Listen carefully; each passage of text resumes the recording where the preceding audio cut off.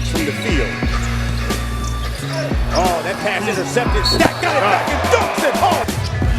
Here's Joe Johnson. Pargo for 3. Yes! And the triplets with a 7-point lead as we go to the half. Which is tough to do against this triplets team. Pargo misses that 3. Richardson dunks it home. Joe Johnson, don't do him like that. Which looked like an easy shot, but it's still a tough shot on the move to make it soft at the glass. Oh, good dig to Al Jefferson. Joe Johnson. He can end it with a 4. What are you saying? He's going to end it. Did you go? He's no ordinary Joe. Another game winner for Joe Johnson. Jay Rich not respecting it, saying that you can take it. Joe Johnson. There's Deion Glover. Back down Center. Turns. Knocks it down. Got him. Reggie Evans inside, yes. Reggie traveled too. Bynum can win it with a 3. Shake. Step back for the win. And fouled by Reggie Evans. Bynum 1 for 3. Got it. Bivouic. Game because he's capable of doing a Patrick O'Brien. Beautiful stroke from the outside. John Powell showing off the hops. Well, now, David Hawkins, he started the season a little slow. Right.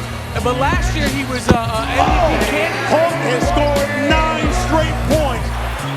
And keep in mind, his teams are 5-0 when he scored 18 or more.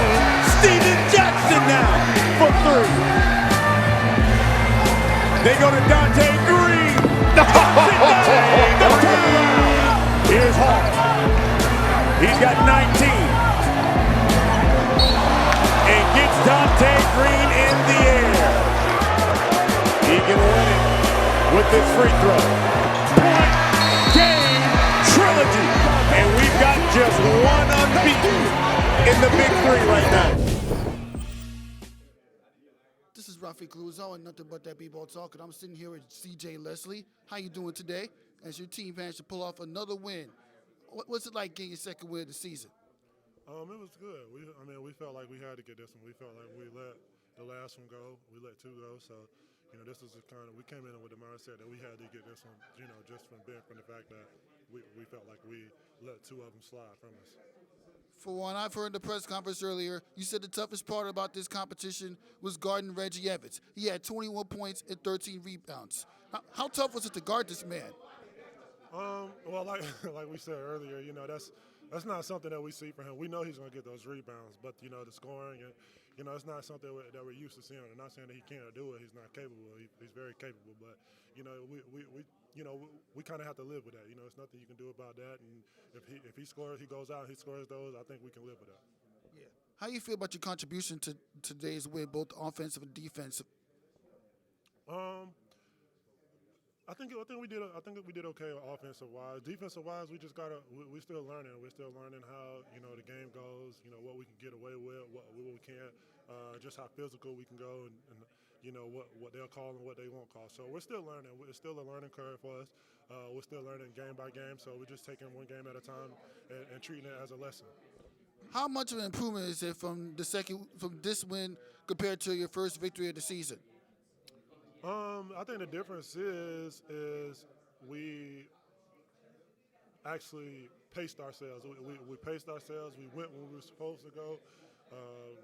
We had a nice little stream going, like as far as like what we will do and what we're not going to do. And at this point in time, we're going to do this, and at this point in time, we're going to do that. So I think we just learned, and we came in knowing what we were going to do. Versus the first game, it was just okay. Let's find out how it's going to go, and let's see what everybody can do and that type of stuff. How can you differentiate playing in the Big 3 where you only need 50 points to win compared to playing in the pros where you keep going until your team gets the most points? It's a lot different. It's a lot different, and the reason why I say that is because you're going to a certain number, and anytime you're going to a certain number, you gotta realize versus in the fourth quarter when it's 5 6 minutes left on the clock, you know, to buckle down. You know, here it's like, okay, when a team gets to this amount of points, you know, when it's that 6-minute quarter or that 6 left on the fourth quarter in the NBA. So it's a little bit of the difference, but you just gotta find where, you know, where it's common at, where you're like, okay, at this point, I know this is the 6-minute mark, and at this point, I know that it's, you know, when we score 40, it's only 10 more points to go. So it's a little different. Yeah, and I understand the NBA, there's been a lot of free agents deals going on with KD and Kyrie going to Brooklyn and Kawhi Leonard, Paul George going to the Clippers. And not to mention the Russell Westbrook trade that just went down in Houston. If you went back to the NBA right now, which team out of the ones that made big free agent splash would you play for? The team I would play for would be the Clippers, you know. I just like their setup right now. I like the setup. I like all the guys that they have, and I think they have a great chance at going really, really far and having a great season. Your team just pulled off another iconic win. A week ago it was power. Now it's killer threes. How does it feel? It's a great feeling, man. Come out here and have my guys compete at a high level, which we needed a win. Our backs were against the wall, so guys came out and competed, man. It feels good to get a win. This is going to be the toughest wins you ever had during your coaching career. What was going through your mind when Steven Jackson's team came back and tied the game? So we all know basketball is a game of runs, but I just need my guys to refocus. You know, took a timeout when I think I needed to. Didn't let them take the lead. So I think it was guys just refocusing, getting the ball in the right spots, and making plays, and Hawk making the free throw when it counts. What do you have to do in order to win your next game? Because I know you got a lot of tough games coming up to close out the Big Three, Season 3. I think just approach it the same way like we have these last two. Approach it like it's must-win games, and I think if you do that, you put the pressure on guys to come out and compete. So I think if we continue to have that same mindset, then we'll be fine. And a general question: how you differentiate playing in the NBA to coach in the Big Three right now? It's a basketball. Some basketball don't change. I just got to channel my emotions a little. But basketball don't change. IQ's still there. So just going out and motivating men. That's what it's about. And I don't know if you're aware, but your former team just picked up 2 NBA champions, 2 former NBA Finals MVP. What was going through your mind when you saw that your former team managed to pick up these guys? The NBA is going to be interesting this year. Let's see how it goes. That's what I'm talking about. Thank you for your time. Complete halves, and I thought that was the best game that we played, start to finish. I think the players would agree, and I thought it was a great team effort.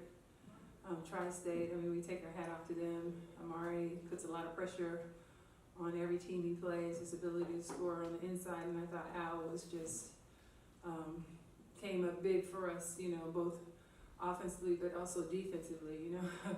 Keeping him out of the paint is not an easy task, and I asked Al to do that, and he stepped up and did it great. And then for us to have Cargill back, you know, Joe, the teams are going to key in on Joe. They're trying to slow him down. You saw he was triple teamed, double teamed, and I was like, how do you do a triple team on 3-on-3? But they found a way to do it, and you know, he's such a high IQ player, able to find an open player and to have Cargill back, and you know, AA, they knocked down shots for us from the outside. So I thought we executed very well on both ends of the floor.